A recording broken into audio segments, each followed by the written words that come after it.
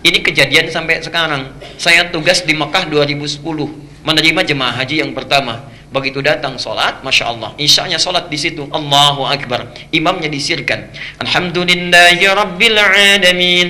Imamnya Muhammadiyah sini. Begitu sholat subuh, imamnya nggak kunut, lengkap sudah itu. Apa saya bilang kan semalam Muhammadiyah kan yang nggak kunut. Padahal nggak ada Muhammadiyah, nggak ada NU dari zaman Nabi, Masya Allah. Dan yang paling hebat, dua pendiri ormas besar itu bersaudara dan belajarnya sama-sama. Sama-sama berangkatnya bareng, satu nasab yang sama, belajar di satu guru yang sama, kembali yang sama, punya misi yang berbeda. Yuk kita buktikan. Saya agak panjangin sebentar nih ya. Satu, namanya Kiai Haji Muhammad Hashim Al-Ash'ari. Muhammad Hashim Al-Ash'ari. Kemudian nanti mendirikan Nahdlatul Ulama tanggal 31 Januari tahun 1926. Kedua, siapa namanya? Kiai Haji Ahmad Dahlan. Sebetulnya bukan nama asli, nama aslinya Muhammad Darwish. Muhammad Darwish. Cuma nanti saat pergi ke Mekah, keduanya ini oleh gurunya Muhammad Darwish diganti nama menjadi Ahmad Dahlan.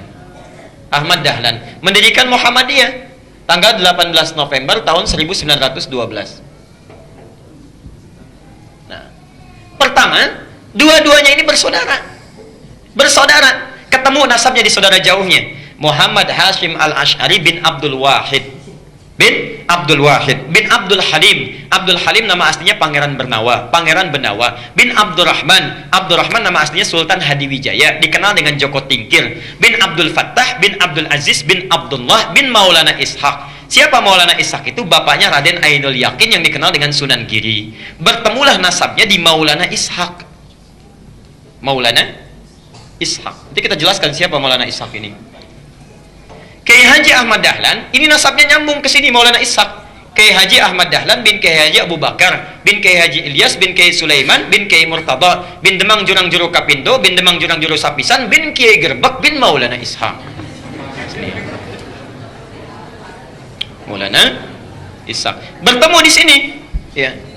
Siapa Maulana Ishaq ini? Adalah satu dari dua anaknya Syekh Ahmad Jumadil Kubra yang membawa Islam, asalnya dari Mesir, datang dengan 8 orang temannya atas perintah dari kekhilafahan Turki supaya datang ke Nusantara memberikan nilai-nilai Islam. Namanya Ahmad Jumadil Kubra. Punya 2 orang anak, satu Maulana Ishaq, yang kedua Syarif Abdullah.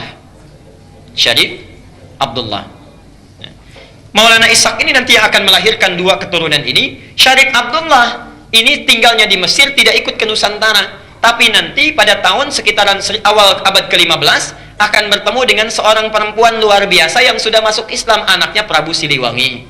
Prabu Siliwangi itu siapa? Nama aslinya Pamenah Rasa. Pamenah Rasa punya kekuasaan yang luar biasa, luas ya. Kalau dari Cirebon batas Jawa Tengah sampai dengan ke ujung wilayah Banten, ibu kotanya di Bogor. Dulu namanya Pamenah Rasa. Pamenah Rasa ini dulu inspeksi datang ke wilayah Subang pada masa itu sampai dengan ke Karawang. Di Karawang itulah bertemu dengan seorang perempuan yang bersih luar biasa, cantik, taat, sedang baca Quran, muridnya Syekh Hasanuddin. Syekh Hasanuddin itu karena dulu menimba ilmu Qurannya di Mekah, dikenal dengan Ummul Qura, maka disebut dengan Syekh Qura. Syekh Qura. Siapa perempuan ini? Namanya Nyai Subang Larang. Nyai Subang Larang. Jatuh cinta dengan Nyai Subang Larang, menikahlah dengan beliau ini. Setelah menikah pada tahun 1423 memiliki keturunan pertama laki-laki, diberi nama dengan Walang Sungsang. Walang Sungsang. 1426 punya anak yang kedua perempuan, diberi nama Nyai Rara Santang. Rara Santang. 1427 lahir anak yang ketiga, diberi nama dengan Raja Sengara. Raja Sengara. Nah, kakak ini, 2 kakaknya, Walang Sungsang dengan Rara Santang, kemudian muncul satu masa ingin berhaji. Datanglah ke kota Mekah ya. Kemudian mereka datang ke Mekah setelah menunaikan ibadah haji, berganti nama. Ini Walang Sungsang menjadi Ki Abdullah Iman. Kan yang ini ya, Abdullah Iman namanya. Gelarnya Ki Samadullah. Gelarnya Ki Samadullah, Kiai Samadullah. Samadullah. Ini Rara Santang berganti nama menjadi Syarifah Mudaim. Syarifah Mudaim. Saat akan pulang di jalan bertemu dengan Syarif Abdullah. Syarif Abdullah langsung meminang Syarifah Mudaim untuk dijadikan istrinya. Menikahlah kedua orang ini, lantas berangkat ke Mesir. Di Mesir kemudian mereka menyatu, bersama-sama berumah tangga, melahirkan seorang anak namanya Syarif Hidayatullah.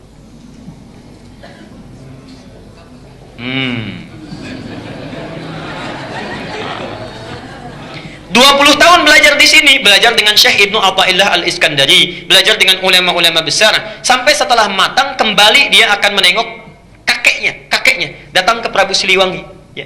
Karena kakeknya tinggal di wilayah Jati, diberikan kekuasaan di situ, diangkatlah dan dikenal dengan Sunan Gunung Jati di kemudian hari. Itulah Syarif Hidayatullah, keturunan dari sini.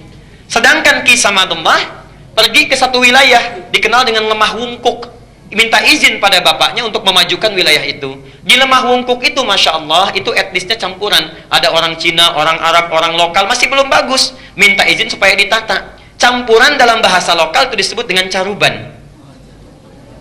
Oh, caruban. Begitu datang ke sini, ya, dikelola, dirawat dengan baik sampai tumbuh pesat luar biasa. Masya Allah, tiba-tiba melihatlah seorang anak perempuan, putri dari seorang pembesar Syah Bandar namanya Ki Gedeng Alang-Alang, punya putri namanya Nyai Kencana Larang. Kencana Larang. Ya. Menikah dengan Kencana Larang. Setelah menikah, untuk mengabadikan namanya maka disebut dengan Caruban Larang, Caruban Larang, Caruban Larang. Lisan orang sana menyebut Caruban, Caruban, Caruban, berubah sekarang menjadi Cirebon, Cirebon, Cirebon, Cirebon. Nah, muncul Cirebon. Ibunya Nyai Subang Larang sudah lama berumah tangga, ingin menengok. Di perjalanan lewat di satu daerah, ajalnya tiba, meninggallah di situ. Untuk mengenang sampai sekarang disebut dengan daerah Subang. Orang Subang belum tentu tahu itu. Nah, ya. Jadi muncul Cirebon. Nah, karena Cirebon sudah maju, maka kemudian diangkatlah, diberi gelar oleh Prabu Siliwangi, diberi gelar namanya Mangkubumi. Ya, Mangkubumi. Ini pertama gelar ini. Mangkubumi itu artinya khalifah fil ard. Al-Baqarah ayat ke-30. Wa idz qala rabbuka lil malaikati inni ja'ilun fil ardi khalifah fil ardi. Fil ardi itu bumi. Khalifah, mangku, yang merawat, memangku bumi. Jadi gelar mangku bumi itu sama dengan khalifah. Jadi salah total kalau mengganti gelar khalifah menjadi mangku bumi. Sami mawon. Khalifah itu ya mangku bumi. Itulah pertama kali gelarnya diberikan. Nah, yang ingin saya sampaikan, itu satu keturunan yang sama dari Ahmad Jumadil Qumra, punya anak itu. Kisah ini bukan fiktif, bisa dibaca. Yang paling bagus, judulnya Api Sejarah. Ada 2 jilid, karya sejarawan muslim namanya Ahmad Mansur Suryanegara. Ahmad Mansur Suryanegara yang dari Bandung.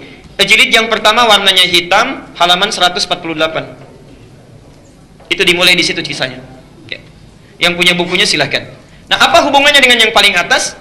Kiai Haji Ahmad Dahlan, Kiai Haji Muhammad Hashim Asy'ari itu berangkatnya bareng, satu keturunan, berangkat bareng. Di Mekah itu berguru pada seorang ulama besar, alim luar biasa dari Minangkabau, namanya Syekh Ahmad Khatib Al-Minangkabawi.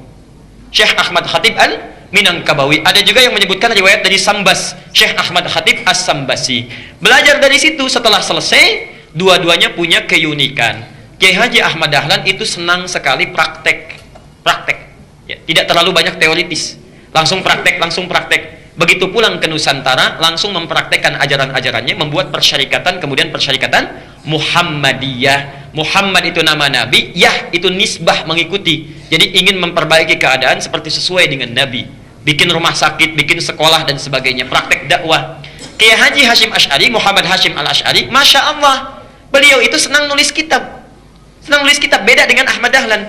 Menulis kitab sampai ada 19 karya beliau dihimpun di satu kitab besar. 19 kitab, dari mulai pertama adab dalam menuntut ilmu, kedua risalah Ahlussunnah wal Jamaah, ada kitab An-Nurul Mubin fi Mahabbati Sayyidil Mursalin, sampai 19 kitab. Masya Allah. Jadi akan menyeimbangkan, saudaranya praktek, yang satu memberikan teorinya.